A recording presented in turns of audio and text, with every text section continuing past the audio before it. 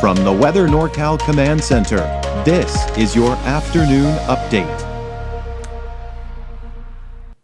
El Silva having a hard time clearing out, at least for just the areas north of Trinidad. This is out at the Elk Country RV Resort north of Trinidad. There's the, of course, iconic red schoolhouse. There is the low clouds kind of coming up over, rolling over those hills. And just on the other side of those hills, of course, is where the ocean is. So we're still seeing a lot of that fog out there this morning, but I do expect that we're going to maybe see some partial clearing in some areas here today. But it's going to be a hard press to do that here. So take a look at the warming trend that we do have the rest of the week. So today's the peak of the cooling trend for the inland areas that I've been talking about all week long. And then after today, temperatures start to increase. Still looking at the chance for showers and thunderstorms in the mountains and even many of the inland areas as well. And the heat wave I've been talking about, that's going to be here by the weekend, and it's going to probably stick around through most, if not all, of next week. So your hour-by-hour forecast for the North Coast. Struggling to get out of the 80s, I think, for the inland areas. So it's going to be a little bit cooler out there today. Temperatures in the mid-60s, though, for the coast. And for Trinity County, also struggling to get out of the 80s. About 91 for Hayfork, 90 in Weaverville, and Lewiston, a high today of about 88 degrees. So the trend. Take a look at the temperatures. Today's the peak of the cooling trend. They start to increase. I expect to stay below 100 degrees for everyone through at least Saturday.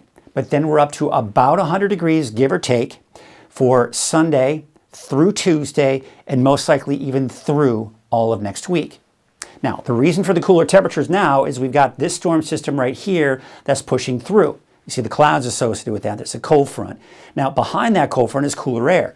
And we got this, what we call a trough of low pressure, and that's the cooler air moving in closer to Northern California. So as a result, we're seeing those cooler temperatures. Now we take you down to the south where we've got this moisture, and that's all coming into Southern California. Now they're going to be looking at showers and thunderstorms, especially in the Sierra over the next few days. And eventually that moisture works its way northward over us, and we get to see some of that activity. So here's Saturday, 7 p.m. You'll notice this particular forecast model really backing off of the potential for thunderstorms. But I'm going to have to disagree with this one and say, hey, listen, I think the valley, the inland areas, and the mountains all have a chance for isolated thunderstorms. Is everyone going to see activity? Of course not, but I think everyone has the chance.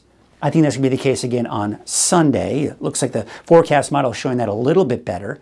And then on Monday, still that chance. Once again, showing it better, but what it is showing is that not everyone's going to see it. Then on Tuesday, looks like we are seeing some activity in northeastern Humboldt County. Now, this is next Tuesday. I mean, this is almost a week from now. So a lot will happen between now and then. Most likely it won't be that exact spot, but we are still seeing some of that activity. So as we go into Wednesday, Thursday, Friday of next week, we are seeing some potential off into the northern mountains, but not guaranteed at this point. Bottom line, I think the best chances for any shower or thunderstorm activity for everyone, most likely not the coast, but everyone else, will probably be Friday, really most likely Saturday. So I'd say Saturday, Sunday, Monday. After that, the chances diminish. All right, so the visibility today. So remember, I was mentioning it's going to be hard pressed to see a lot of us clear out. There will be some patchy clearing, but not a ton of it.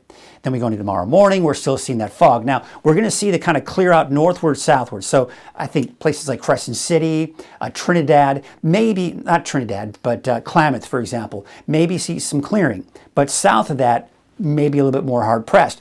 Then we go into Friday morning, the fog returns for everyone. But Friday afternoon, look at this. Actually, we might see some clearing for everyone, making for a pleasant day. There is a small craft advisory that will expire Friday at 11 p.m., but it's just off the coast of Crescent City northward. Elsewhere, everything should be okay. We look at the wave heights, and we are seeing them actually increase a little bit. This is going to take you through the day today. Yeah, they go up a little bit, but nothing too terribly alarming. So here's a marine forecast for today. Winds from the northwest at 5 to 10 knots. Waves from the northwest at 4 feet at about 5 seconds. Now your low tide will be at 12:35 this afternoon at 3.1 feet. Later this evening at 7:22 p.m., 7.4 feet. Your sun did rise at 6:19 this morning. It will set this evening at 8:24. As I mentioned, no advisory, just that small correct advisory just off the coast of Crescent City. There's Crescent City with 64 degrees, 70 in Fortuna, 90 in Weaverville, 91 degrees in Hayfork. And we look at that 7-day outlook. Now, what we're seeing here for Hoopa and Weaverville, chances for thunderstorms Saturday, Sunday, Monday. And again, this is what I was talking about. The best chances will be those 3 days. I think the better chances will be in Weaverville, slimmer chances as you start getting closer to the coast. It's also warming up. By Sunday for both Trinity County and the inland areas, we're up 100 degrees or higher starting Sunday through Tuesday, and most likely that will continue through all of next week. Looking at your 7-day outlook for Eureka, we're looking at temperatures in the upper 60s, maybe even some 70-degree readings by Sunday, Monday, and Tuesday.